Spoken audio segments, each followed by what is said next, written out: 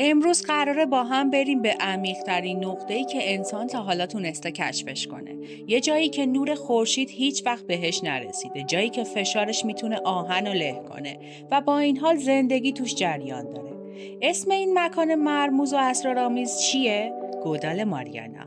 تو این ویدیو قراره همه چیز رو درباره این گودال بدونی، از چگونگی شکل گیریش گرفته تا موجودات فضایی طور داخلش. گودال ماریانا یه شکاف فوق‌العاده عمیق در بستر اقیانوس آرامه، نزدیک جزایر ماریانا که اسمش هم از همین گرفته شده. اما عمیق‌ترین نقطه‌اش کجاست؟ نقطه چالنجر دیپ با عمق تقریباً 11034 متر، یعنی حدود 11 کیلومتر. اگه بخوای از اون بالا تا تهش بری، باید تقریباً 36 تا برج میلاد رو روی هم بچینی. گودال ماریانا حاصل یه پدیده زمین‌شناسی به نام فرورانش.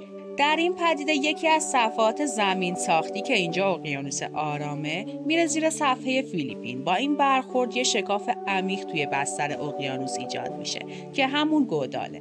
این نوع ساختارها معمولاً محل زلزله‌های قدرتمند و فعالیت‌های آتشفشانی هم هستن. یعنی گودال ماریانا فقط عمیق نیست، بلکه فعال و زنده است و همیشه در حال تغییره.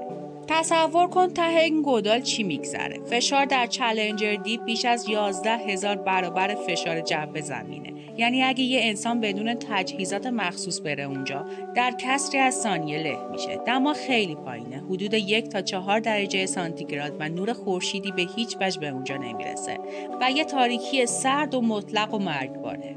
ولی عجیب اینجاست که با تمام این شرایط هنوز زندگی اونجاست. در اعماق گودال موجوداتی هستند که انگار از فیلم‌های علمی تخیلی در اومدن. مهمترین چیز اینه که این موجودات توانایی زنده موندن در فشارهای غیر قابل باور رو دارن. بدنشون انعطاف پذیره و بدون حفره گازی. از دید زیستی شاهکاره. در سال 1960 ژاک پیکار و دان والش با زیردریایی برای اولین بار به ته گودال رفتن. این سفر لحظه‌ای تاریخی بود. اما مهمترین سفر مدرن سال 2012 توسط جیمز کامرون، کارگردان تایتانیک بود. اون با زیردریایی رفت ته گودال، تنها و با تجهیزات پیشرفته.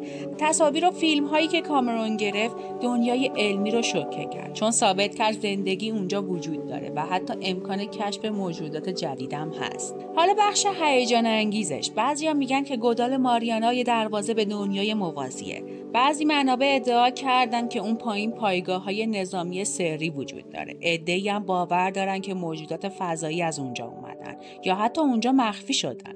یا حتی یه فرضیه هست که میگه تمدنی باستانی مثل آتلانتیس اونجاست و نابود شده. علم هیچ کدوم رو تایید نمیکنه، ولی تخیل آدما هیچ وقت متوقف نمیشه. حالا بیا با هم بررسی کنیم چرا گودال ماریانا برای دانشمندا مهمه. چون این گودال مثل یه آزمایشگاه طبیعیه. میشه تکامل رو اونجا بررسی کرد. میتونه منابع داروهای جدید، آنزیم‌های خاص یا حتی سوخت‌های زیستی باشه. حتی مطالعه روی میکروارگانیسم‌های اونجا میتونه به ما کمک کنه برای زندگی در مریخ آماده شیم. حالا شاید سوال برات باشه که آیا انسان میتونه اون پایین زندگی کنه؟ در حال حاضر نه، اما فقط با زیردریایی‌های بدون سرنشین یا فوق پیشرفته میشه اونجا رو دید. حقایق جالب و عجیب درباره گودال ماریانا. تا الان کمتر از 5% این گودال بررسی شده. فشار اون پایین میتونه فلزات رو مثل کاغذ مچاله کنه. ممکنه حتی گونه‌های اونجا باشن که هیچ کس روی زمین نمیشناسه.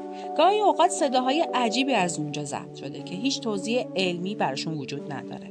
گودال ماریانا یه راز بزرگه. شاید در آینده بتونیم اسرار بیشتری از این اعماق تاریک کشف کنیم. تا اون موقع تنها کاری که میتونیم بکنیم اینه که کنجکاو بمونیم، سوال بپرسیم و ادامه بدیم به کشف.